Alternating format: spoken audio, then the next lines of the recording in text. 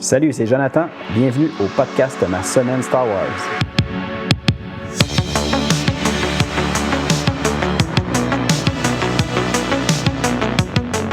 Hey, salut, bienvenue à un autre épisode du podcast Ma Semaine Star Wars. Cette semaine, épisode 40, on va parler de la série comique Knights of the Old Republic War en 5 numéros. Mais avant qu'on se lance là-dedans, je vais faire un petit retour sur ma dernière semaine en lien avec Star Wars, ce que j'ai fait, ce que j'ai reçu. Je vous dirais, cette semaine, c'est surtout des réceptions. J'avais commandé j'avais fait quelques précommandes dans le passé, puis là, il y en a quelques-unes qui ont été livrées. Puis, premièrement, je vais commencer avec une série, 3 mangas traduits en français chez Nobi. Le premier, c'est finalement les deux premiers parce qu'ils vont ensemble. C'est si on veut, certains épisodes de la série The Mandalorian qui ont été faits en version manga. Puis dans cette série-là, présentement, il existe 2 tomes, le tome 1 et évidemment le tome 2. Donc, j'ai reçu ça. J'ai hâte de voir à quoi ça ressemble, si c'est intéressant. D'après moi, ça risque d'être quand même bien. Là. J'en ai lu quelques-uns manga Star Wars. Puis à date, je vous dirais que j'aime quand même pas mal ça. Sinon, j'ai aussi reçu un autre manga. Puis cette fois-ci, c'est en lien avec la série sur Disney+, nommée Vision. Puis dans ce manga-là, si je ne me trompe pas, je crois qu'il y a peut-être 4 histoires qu'on a déjà vues dans cette série-là sur Disney+, mais que là, ils ont décidé de refaire en manga. Donc, encore une fois, c'est en français et c'est paru chez Nobi.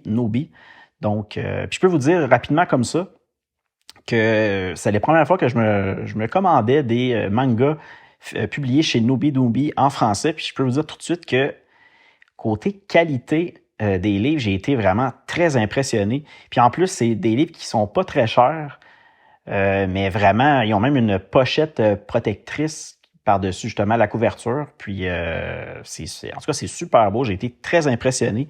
C'est certain que c'est pas la dernière fois que je m'achète des mangas chez Nobi. Je risque de me ramasser tous les futurs livres qui vont être publiés chez eux. Donc, sachez-le, je vous le recommande vraiment. Là, Nobi, un nom à retenir pour ce qui est des mangas Star Wars.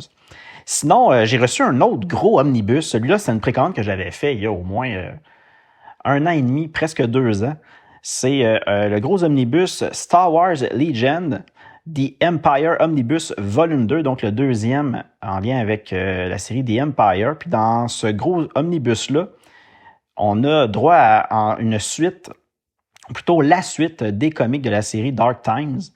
En plus, on va avoir d'autres comics en lien avec Darth Vader. Puis là-dedans, c'est toutes des séries. Tout ce qui est Dark Time et les petites séries de Darth Vader, j'ai eu la chance de les lire il n'y a pas très très longtemps, puis j'ai vraiment adoré. Donc, je suis vraiment content d'avoir reçu enfin une copie physique de ces séries-là de comics. Sinon, aussi, dans ce gros omnibus-là, on va avoir droit à plusieurs comics en lien avec les droïdes qu'on aime bien, C-3PO et R2-D2, une série qui était parue, je crois, en 1994. Donc, il y a plusieurs petits numéros avec ça. Puis sinon, évidemment, comme ils font tout le temps dans les gros omnibus comme ça, ils ont intégré des petits comics d'une série Star Wars Visionaries, puis aussi les Star Wars Tales, des histoires qui se passent à cette époque-là, The Empire. Donc, c'est tout inclus dans ce gros omnibus-là. Donc, ça valait vraiment la peine. Je suis vraiment content d'avoir ça. Puis en plus, j'ai déjà hâte de le relire, même si ça fait pas longtemps. Mais je vais me forcer. Je vais attendre qu'on soit rendu là dans nos lectures de l'univers légende pour les relire. Là. De toute façon, j'en ai assez à lire comme ça. Je ferai pas exprès de les relire tout de suite. Sinon, une réception que je viens tout juste d'avoir aujourd'hui. Je suis arrêté à la boîte aux lettres, puis il y avait une autre précommande que j'avais fait. Cette fois-ci, c'est un roman publié chez Pocket en français. Le titre du roman, c'est L'ombre des Sith. Cette fois-ci, c'est un roman de, évidemment, l'univers canon de Disney. Puis l'histoire, si je me trompe pas, se situe environ une 20aine d'années après la bataille je crois que c'est Endor, j'espère que je me trompe pas. Peu importe, on a droit à un Luke Skywalker déjà plus vieux. Ça fait longtemps qu'ils ont vaincu l'Empire. Puis Luke, finalement, est un peu à la recherche pas une recherche, mais il fait des recherches parce qu'il sent peut-être un nouveau trouble du côté des Sith. Donc, ça va être une aventure en ce lien-là. Puis en plus, qui est dans ce roman-là? Ben, on va avoir le droit à Lando Calrissian, qui lui aussi, de son côté, depuis un certain temps, fait plusieurs recherches en lien avec sa fille disparue. Puis dans ses recherches, ben, il est tombé justement sur des informations en lien avec les sites. Donc, il va se joindre à Luc pour en savoir un peu plus avec tout ce qui se passe en lien avec ces sites-là. Donc, très hâte de lire ça. J'ai aucune idée si c'est quelque chose que je vais lire bientôt. Mais une chose de certain, ce livre-là me semble très, très, très intéressant. Je vais voir là, si je me lance pas un peu dans d'autres lectures canon de cette époque-là. J'ai pas lu grand-chose de toute façon en plus avec cette époque-là de Star Wars. Donc, on va voir. C'est peut-être quelque chose que je vais vous parler éventuellement. Donc, c'est pas mal ça pour cette semaine. Sinon, évidemment, ben, comme je fais à toutes les semaines, mais je vous le dis pas nécessairement, j'ai écouté des podcasts en lien avec Star Wars, des choses comme ça. J'ai rien écouté à la télévision. Je vous dirais peut-être, j'ai tenté une autre fois avec mes filles d'écouter la petite série je pense que c'est les jeunes Padawan, comment ça s'appelle déjà? Young Jedi Adventure, je crois, en anglais. Je me rappelle plus trop du nom exact, mais c'est tout simplement des jeunes Padawan à l'époque de l'ère de la Haute République, de l'univers canon. Puis là, on fait des petits épisodes pour les jeunes. Puis ça a l'air quand même intéressant, mais comme vous en doutez peut-être, mes filles n'ont pas vraiment, pour l'instant, de l'intérêt en lien avec Star Wars. Donc, c'était très drôle. J'ai mis un épisode parce qu'ils me l'ont demandé pour de vrai. Puis, je vous dirais qu'après 2-3 minutes, ils ont perdu intérêt et sont partis jouer avec leurs choses. Donc, j'ai arrêté ça. Je vais attendre qu'ils soient peut-être un peu plus vieilles pour le réessayer. Mais quand même, sinon, je le regarderai de mon côté tout seul. Ça avait l'air quand même intéressant. Donc, je suis curieux pour cette série-là. Je vais possiblement m'y remettre éventuellement. Donc, ça fait le tour pour cette semaine. Là. Je crois qu'on va se lancer tout de suite dans notre lecture parce que comme c'est 5 numéros, on va en avoir pas mal à dire. Donc, on y va tout de suite avec ça.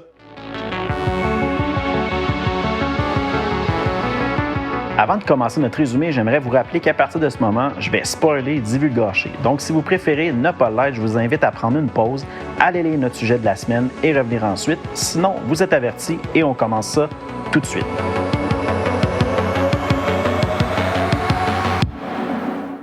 Alors, notre série Star Wars Knights of the Old Republic War, en 5 numéros, on va commencer avec le numéro 1. Évidemment, cette histoire-là se passe quelques temps après la fin de ce qu'on avait lu dernièrement dans les 50 numéros de la série Knights of the Old Republic. Donc, on se trouve en 3962 ans avant la bataille de Yavin. Puis, l'auteur, c'est John Jackson Miller. Puis, au dessin, je crois que c'est un nouveau. Son nom ne me dit rien. Andrea Muti. Puis le numéro 1 de cette série-là est paru chez Dark Horse Comics le 11 janvier 2012. Cette fois-ci, on retrouve les Jedi qui ont décidé de répondre enfin à l'appel de Revan et de joindre la République pour les aider dans la guerre contre les Mandaloriens. Puis cette histoire-là commence sur la planète Essian. La République tente de reprendre la planète qui a été prise récemment par les Mandaloriens, évidemment quelques semaines plus tôt. Une milice locale vient porter main forte à la République, puis évidemment, qui se trouve aussi dans ce groupe de personnes-là? Ben, on a notre cher Zane Carrick qui est aussi sur les lieux. Lorsque les Mandaloriens commencent à battre en retraite, le vaisseau du capitaine Dallan Morvis de la marine républicaine continue évidemment à tirer dessus parce que lui, il veut les éliminer jusqu'au dernier. Mais évidemment, Zane, de son côté, lui, tente de lui dire de cesser le feu, surtout que là, ils sont en train de battre en retraite, donc ça donne rien de les tirer dessus. Mais évidemment, le capitaine refuse car c'est le temps pour lui de se venger pour que tout ce que les Mandaloriens ont fait sur Sirocco et lorsqu'il avait aussi attaqué et détruit le vaisseau, le Courageous.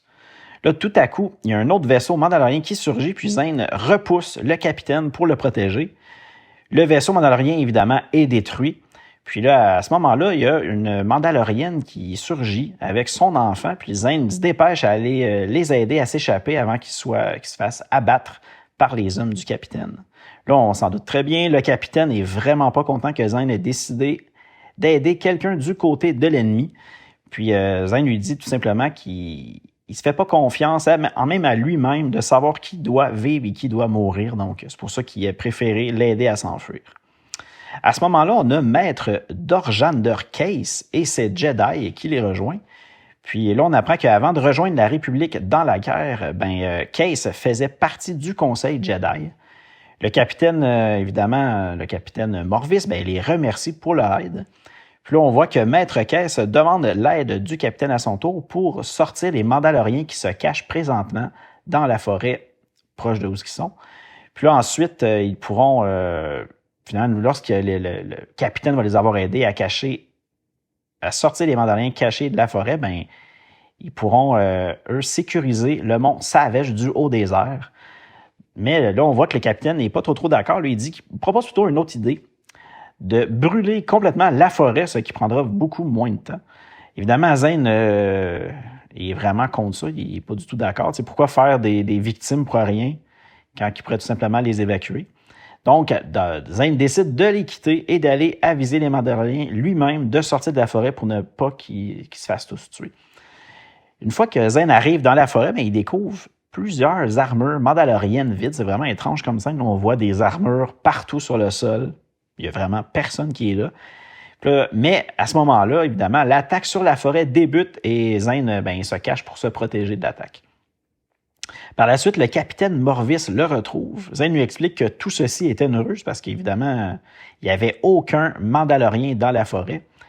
Puis c'est à ce moment-là qu'il y a des vaisseaux mandaloriens qui arrivent et qui commencent à attaquer le vaisseau de la République pendant que justement, il avait quitté le vaisseau pour venir rejoindre Zane dans la forêt. Fait que le vaisseau était laissé seul à lui-même. Puis Zane a juste le temps de protéger Morvis avant qu'il se fasse attaquer les deux. Encore une fois, Zane est au mauvais endroit, au mauvais moment, comme on l'a vu dans toutes les autres histoires qu'on a eu la chance de lire jusque-là. Puis on apprend que ceci a été organisé par des chevaliers mandaloriens dirigés par Maître Case. Donc maintenant, les Mandaloriens ont leur propre chevalier Jedi. C'est comme ça que le premier numéro se terminait. Bref, on s'en doutait bien.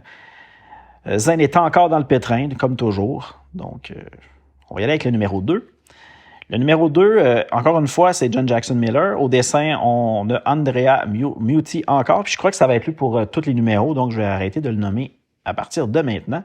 Puis le numéro 2 est paru chez Dark Horse Comics le 8 février 2012. Là, on a Zane et Morvis qui font maintenant partie de l'armée mandalorienne. Ils se trouvent tous les deux sur la planète Altar, une planète républicaine, pour l'envahir. Comme Dorjan Case et ses Jedi sont déjà sur les lieux, Zane tente de convaincre Kra'aki, le Mandalorien responsable de lui. Il y a comme un titre de ce Mandalorien-là, ils les appellent les Rally Masters.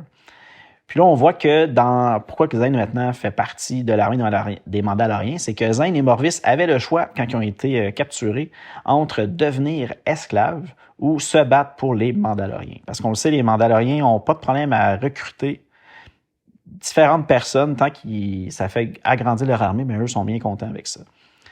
Là, à ce moment-là, Zane utilise son jetpack et se lance sur le canon de la République pour le neutraliser. De cette façon-là, il croit que les Mandaloriens vont arrêter leur attaque. Mais ce n'est pas du tout le cas. Et Zane réussit malgré tout à protéger une personne de la République. Parce qu'évidemment, si Zane a la chance de protéger quelqu'un, il va le faire tout de suite. Il ne veut pas que personne soit blessé. Le Mandalorien, la Mandalorienne qui avait sauvé plutôt avec son fils, lui rapporte son sabre laser qu'il venait tout juste d'échapper quand il avait fait sa manœuvre avec son attaque. Le capitaine Morvis refuse lui aussi de tirer sur des républicains. Puis là, on voit que Kra'aki ne veut pas de Jedi dans ses rangs. Lorsqu'il décide de s'en prendre à Zane, pour justement les éliminer parce qu'il ne veut pas de Jedi, Ko Sornel, qui est le nom de la Mandalorienne que Zane a sauvée, il décide de s'interposer. Puis à ce moment-là, on voit que Kra'aki dit à Ko Sornel que maintenant, c'est elle qui va être en charge de Zane et Morvis. Puis là, il s'en va. Ensuite, on a Dorjan Case et les Mandaloriens qui réussissent à prendre le contrôle de la station. Ensuite, il fait un grand discours pour expliquer la raison pourquoi il a décidé de joindre les Mandaloriens. Puis on apprend que comme les Mandaloriens croient seulement que la victoire se mérite par les armes et non des tours de magie Jedi, il a voulu les joindre pour rendre un certain équilibre là-dedans. Donc, si lui, étant Jedi, se joint aux Mandaloriens, puis en plus, il recrute d'autres Jedi, ça va amener une espèce d'équilibre entre la République et les Mandaloriens, puis là, ça devrait faire une guerre un peu plus juste. Donc, c'est pour ça que lui, il a décidé de trahir la République. Morvis veut à tout prix contacter la République pour évidemment les aviser de ce que Case fait, mais il est aussitôt arrêté par Sornel. Puis là, elle les conduit ensuite chez elle dans le camp qu'ils viennent tout juste de monter, parce qu'on le sait, les Mandaloriens, ben, c'est pas du tout des sédentaires, ils se promènent partout, puis sont super rapides pour faire des camps, puis là, ben, ils viennent tout juste d'en monter un là. Puis, tu sais, je vous dis ça, détail un peu inutile, mais c'est quand même, je trouve, intéressant. Puis dans le numéro, en plus, il en parle, hein, il y a quand même quelques cases rattachées à ce commentaire-là, à ce détail-là, puis je voulais juste le partager. Les Mandaloriens craignent les Jedi, surtout depuis ce qui s'est passé sur Jebel. Évidemment, on s'en rappelle là, avec toute l'espèce d'épidémie étrange de magicite. Donc, c'était un peu pour ça qu'ils craignent les Jedi. Mais ils ont quand même décidé d'accepter dans leur rang d'Orjan Durkase parce que, tout simplement, ben, c'est Mandalore, leur chef suprême, qui l'a autorisé. À ce moment-là, Zane demande à Sornel de transmettre un message à un ami, un simple civil. Donc, on se doute un peu c'est qui. Durant la nuit, Morvis tente d'assassiner Sornel, mais Zane l'aperçoit et lui dit d'arrêter. Puis là, on voit que Sornel réussit facilement à maîtriser Morvis. Puis là, finalement, elle décide de l'envoyer dans la cabane des esclaves parce que justement, finalement, il est dangereux puis elle a plus confiance en lui. Puis là, c'est à ce moment-là que Dorjan Durkase arrive encore. Puis il informe Zane qu'ils vont envahir son monde natal, Faida.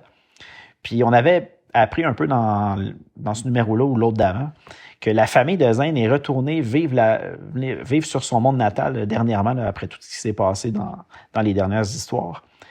Puis là, on voit qu'il y a plus de 100 000 combattants qui arrivent puis qui se préparent à partir pour Faida. Puis là, à ce moment-là, Case lui dit que s'il veut aider son monde natal, la seule chose qu'il peut faire, ben, c'est de l'aider, lui, pour qu'il n'y ait pas de massacre, finalement. Genre, aide-moi, puis je ne devrais pas détruire ton monde natal. Du moins, faire un peu moins de dommages. Donc, c'est comme ça que se terminait ce numéro-là. On voyait que là, ben, il se préparait à aller attaquer, envahir le monde natal de Zane Carrick. Le numéro 3 est paru chez Dark Horse Comics le 14 mars 2012. Lorsque Zane et Dorjan Durkase arrivent proche de la planète Faida, à bord du vaisseau du capitaine Morvis, ils sont aussitôt interceptés par le vaisseau d'Erafa, qui défend la planète. Zane est forcé de leur faire croire que le capitaine Morvis est présentement au centre médical suite à une attaque biologique faite par les Mandaloriens sur Essian. Par contre, seul lui et Dorjan Durkase et sa gang ou son équipe de Jedi ne semblent pas être affectés par cette contamination-là. Puis là, ils sont obligés d'aller sur la station Faidacom et attendre qu'ils trouvent ce qui les infecte finalement. Donc, au lieu d'aller directement sur la planète, ceux qui sont en charge de la sécurité de cette planète-là leur demandent plutôt d'aller dans une station de communication Faidacom pour d'ici à ce qu'ils comprennent un peu c'est quoi cette infection-là. Donc, ils ne peuvent pas aller directement sur la planète. Mais on apprend que sans le vouloir, Zane finalement a fourni la solution à Case pour se rendre sur cette station-là. C'était ce qu'il voulait faire de toute façon depuis le début. Donc, malheureusement, ça les a aidés plus que d'autres choses d'être détournés vers cette station-là. Une fois à bord de la station, ils transportent le malade dans un sac pour contenir la contagion, évidemment. Puis là, tout d'un coup, le sac s'ouvre, puis on voit Zane qui en sort, plein de pustules sur le visage. Puis là, évidemment, ceux qui sont sur la station, craignant que la contagion se répande, les responsables de la station veulent évacuer. Mais Case refuse pour ne pas propager la maladie. Même que là, Case tente de convaincre le responsable grâce à la force.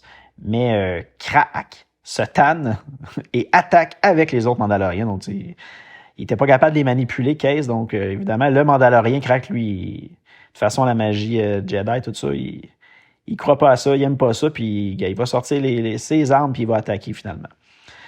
Puis là, Zane tente d'arrêter Crack, mais celui-ci le frappe. Fait que là, donc, à ce moment-là, Zane sort son sabre laser et coupe le canon du blaster de Crack.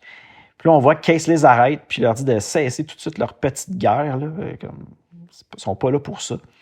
Zane se retrouve seul avec Sornel. Elle lui dit qu'elle a envoyé le message qu'il lui avait demandé de transmettre plus tôt. Puis là, elle a eu une réponse, puis elle lui donne. On voit que Griff, finalement, c'était Griff que Zane voulait envoyer un message, on s'en doutait évidemment.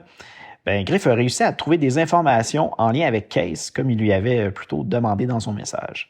Puis, petite information comme ça, on voit que Griff et Slisk ont toujours leur super restaurant huppé de Coruscant, puis ils ont l'air de bien aller. Mais c'est pas mal juste ça qu'on voit à leur sujet dans cette petite série-là.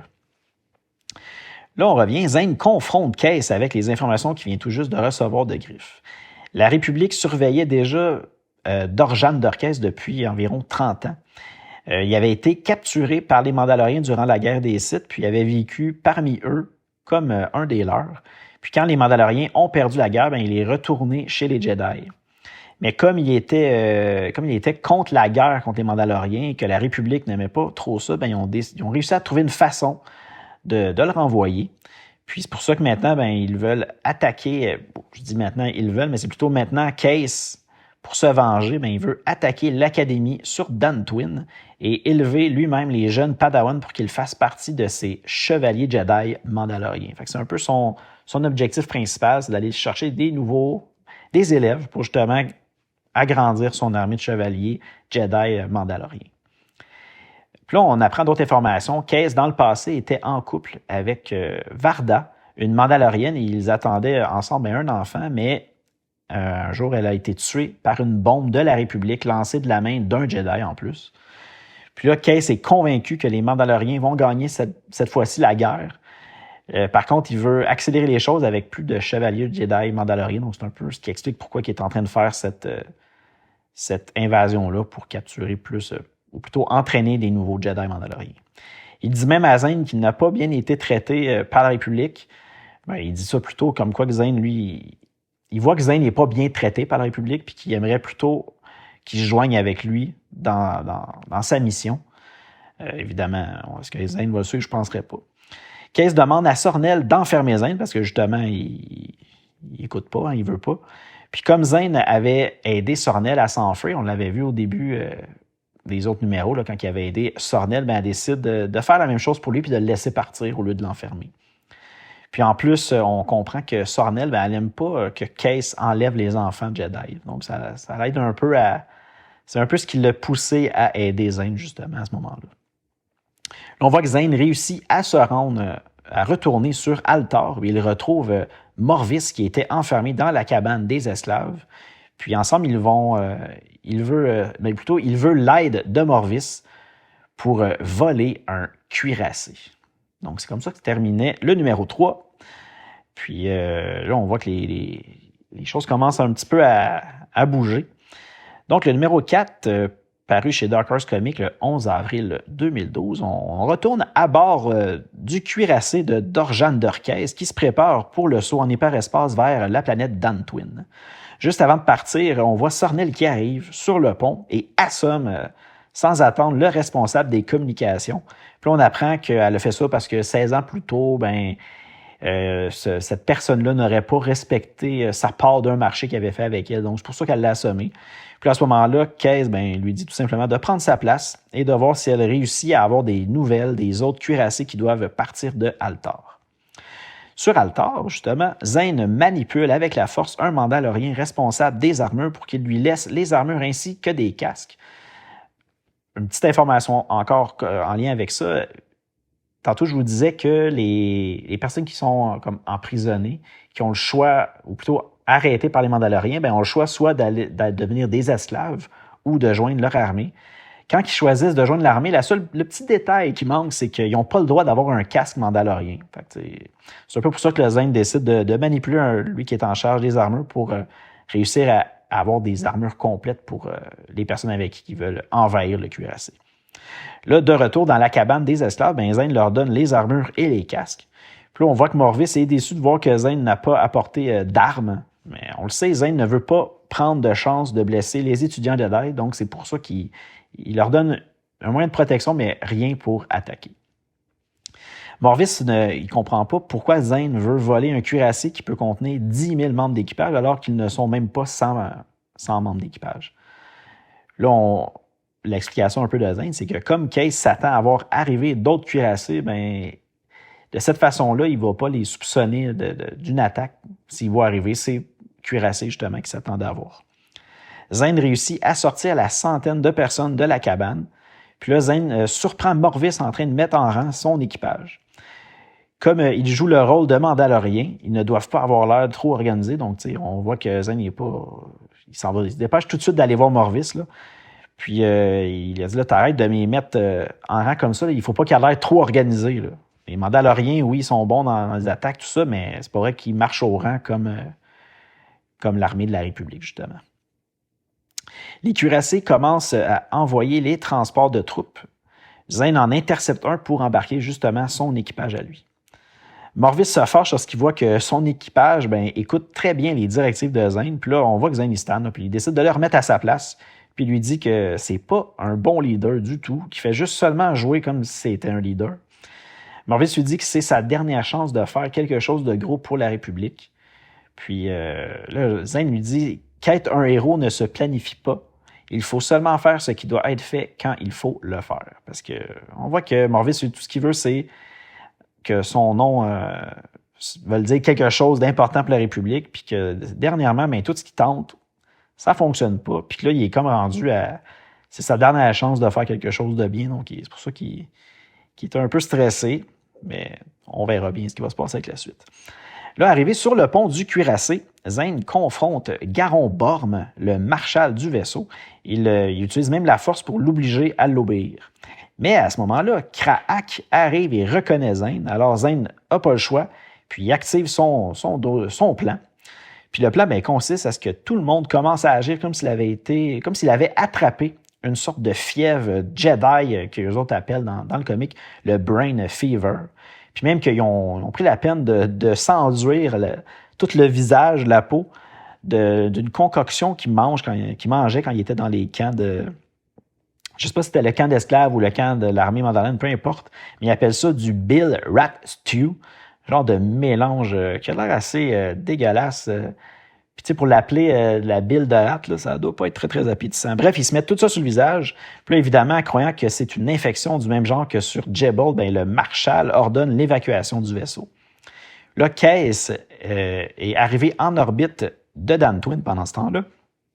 Puis là, il informe Zar Lestin, ça c'est le responsable de la planète en question, qu'ils sont envoyés par la République pour offrir une présence militaire contre les Mandaloriens le temps que les problèmes de communication de Dantooine soient résolus.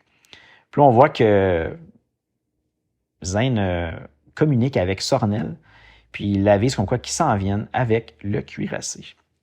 Donc le numéro 4, c'est terminé avec l'arrivée de Case sur Dantooine pour justement aller envahir et prendre possession des Padawans sur cette planète-là.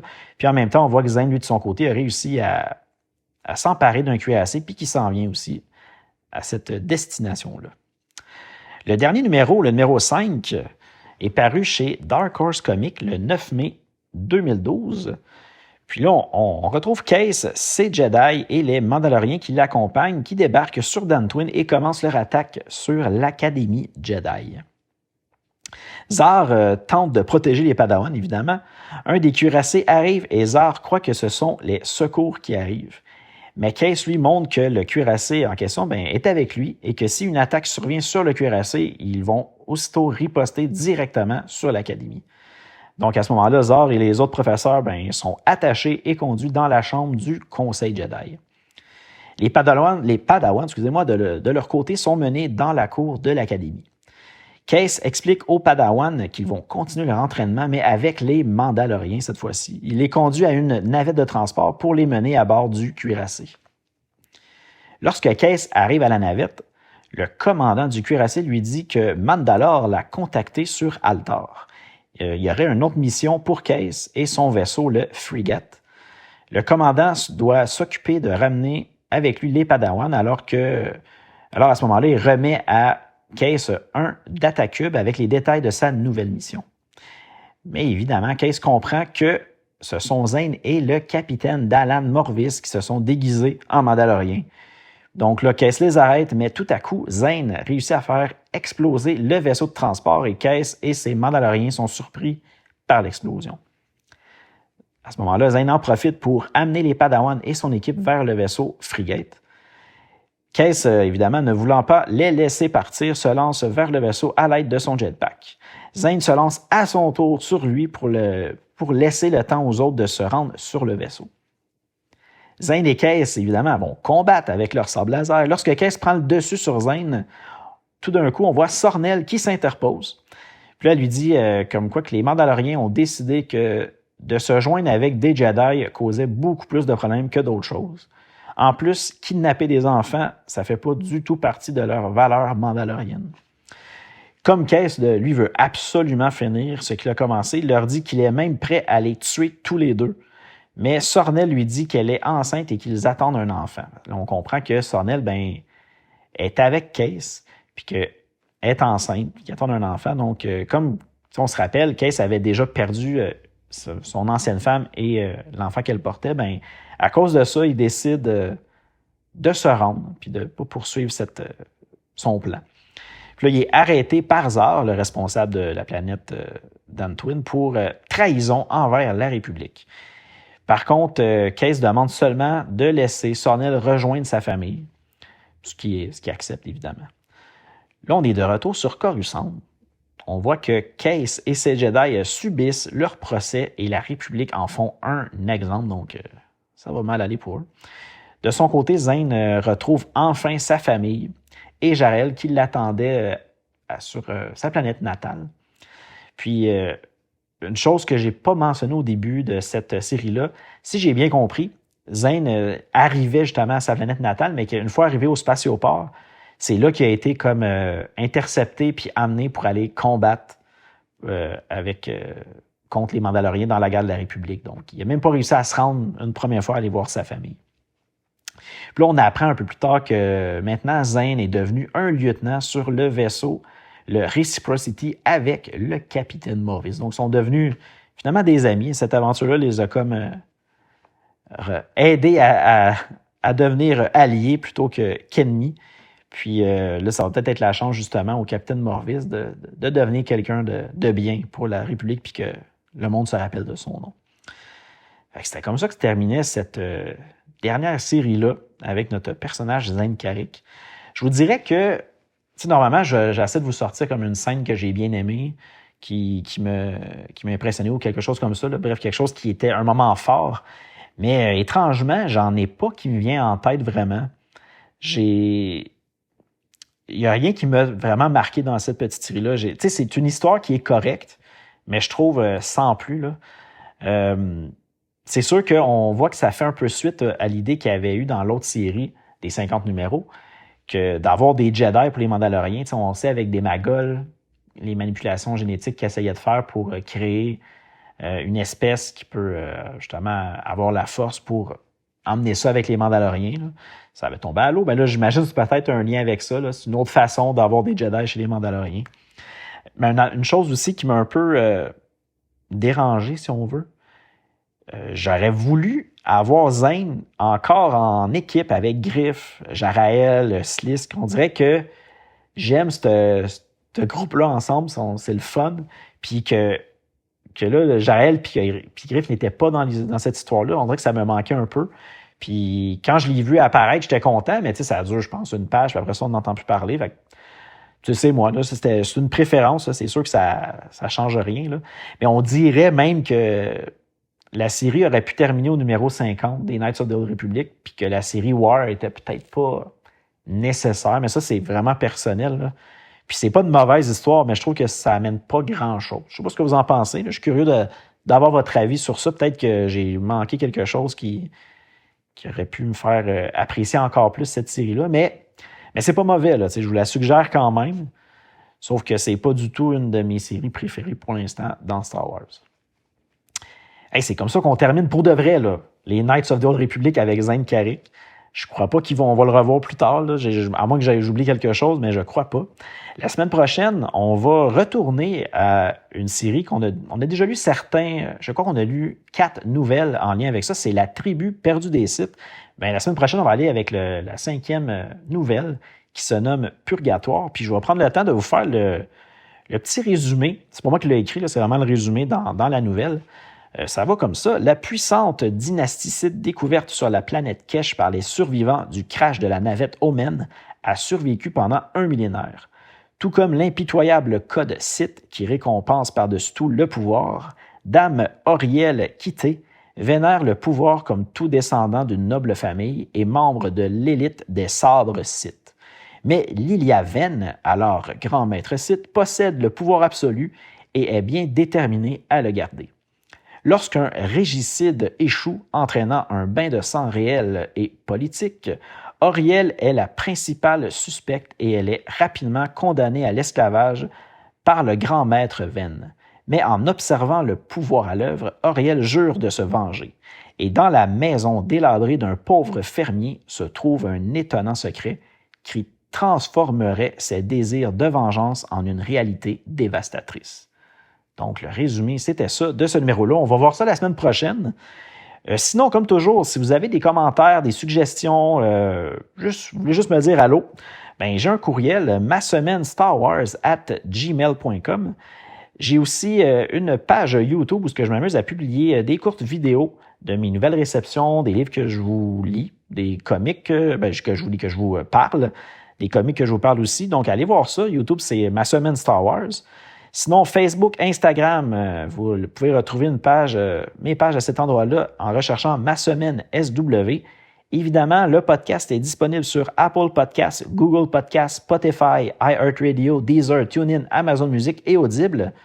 Merci beaucoup d'avoir été là cette semaine. C'était un autre épisode quand même assez chargé. Donc, c'était très le fun. Je vous dis à la semaine prochaine. N'oubliez pas, allez lire du Star Wars, écouter du Star Wars. Puis nous, on se dit à la semaine prochaine. Salut!